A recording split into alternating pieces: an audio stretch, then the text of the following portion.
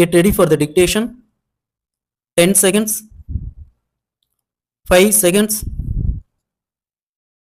Start. மின்சாரத்துறை மானியத்தின் மீது என்னுடைய சில கருத்துக்களை கூற விரும்புகிறேன். நமது மின்சாரத்துறை மிகவும் ஒழுங்காகவும் நல்ல முறையிலும் பணியாற்றி வருவதற்கு காரணமாக இருந்து வருகிற முதல் அமைச்சர் அவர்களையும் மின்சாரத்துறை அமைச்சர் அவர்களையும் நான் பாராட்டுகிறேன்.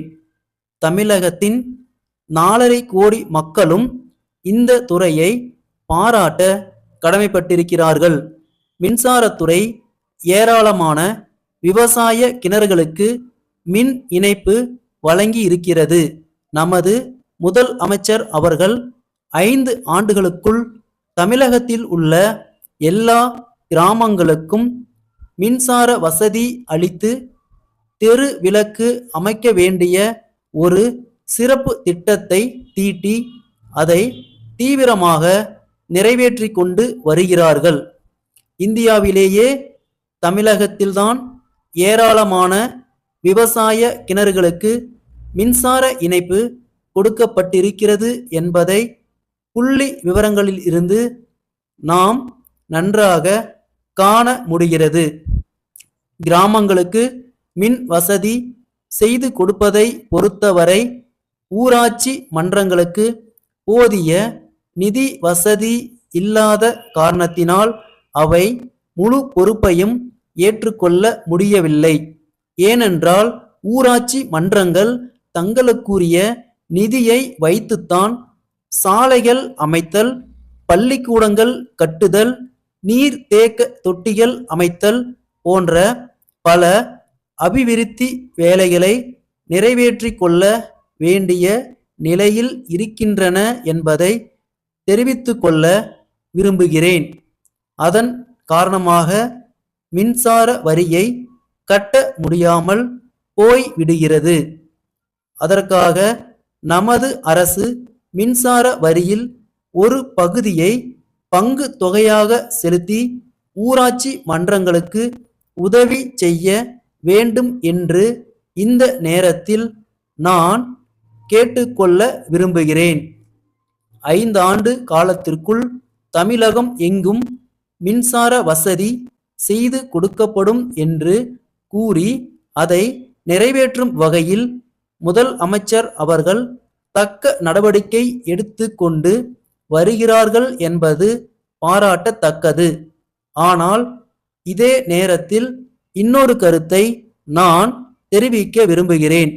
எல்லா விவசாய கிணறுகளுக்கும் மின்சார இணைப்பு கொடுத்து அதன் மூலம் பசுமை புரட்சியை வெற்றியடைய செய்ய வேண்டும் என்று கேட்டுக்கொள்கிறேன். கிணறு வைத்து கொண்டு இருக்கிற விவசாயிகள் எல்லோருமே பண வசதி உடையவர்கள் என்று சொல்ல முடியாது.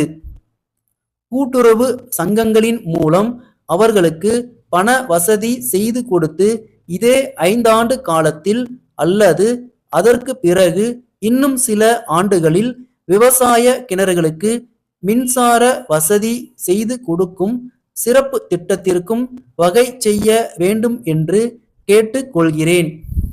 மின்சார கருவிகளை பொறுத்தவரை அவற்றை நாம் மற்ற மாநிலங்களிலிருந்து வரவழைக்க வேண்டிய நிலை இருப்பதாக தெரிகிறது.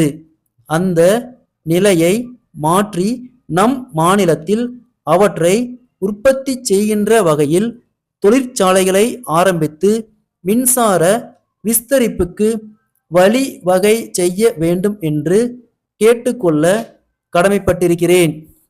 மின்சார உற்பத்தியை மேலும் பெரும் அளவில் பெருக்கினால்தான் நாம் தொழில் வளத்தில் முன்னேற முடியும் என்று தெரிவித்துக் கொள்கிறேன்.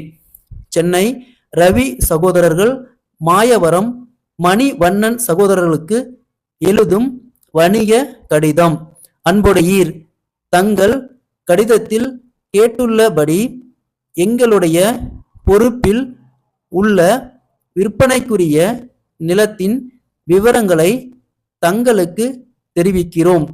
இத்துடன் இணைக்கப்பட்டிருக்கும் வரைபடத்தில் கண்டுள்ளபடி 5 ஏக்கரா பரப்புள்ள நிலம் மிக வசதியான இடத்தில் இருக்கிறது. இந்த நிலத்திற்கு ஒரு புறத்தில் முக்கிய நெடுஞ்சாலை ஒன்று செல்கிறது. அத்துடன் ரயில்வே சந்திப்புக்கு மிக அருகிலும் அமைந்துள்ளது. அது மட்டுமில்லாமல் பக்கத்தில் உள்ள ஆற்றில் எப்போதும் தண்ணீர் ஓடிக்கொண்டு இருக்கிறது. இத்தகைய வசதிகள் யாவும் இருப்பதால் தாங்கள் அமைக்க இருக்கும் தொழிற்சாலைக்கு இந்த நிலம் மிக பயனுள்ளதாக இருக்கும் என்று நாங்கள் கருதுகிறோம். இவை தவிர அருகில் உள்ள மக்கள் மிகவும் அமைதியான முறையில் வேலை செய்யக்கூடியவர்களாக இருப்பதால் தொழிற்சாலைக்கு வேண்டிய தொழிலாளர்கள் நல்ல முறையில் கிடைக்கக்கூடும் என்பதும் கவனிக்கத்தக்கது. இந்த நிலத்திற்கான மொத்த தொகையையும் ஒரே தவணையாக தர வேண்டும் என்ற கட்டாயம் இல்லை. பாதியை ரொக்கமாக செலுத்தியது போக மீதியை அடமானமாக எழுதி கொடுக்கலாம். தங்கள் நம்பிக்கையுள்ள ஸ்டாப்.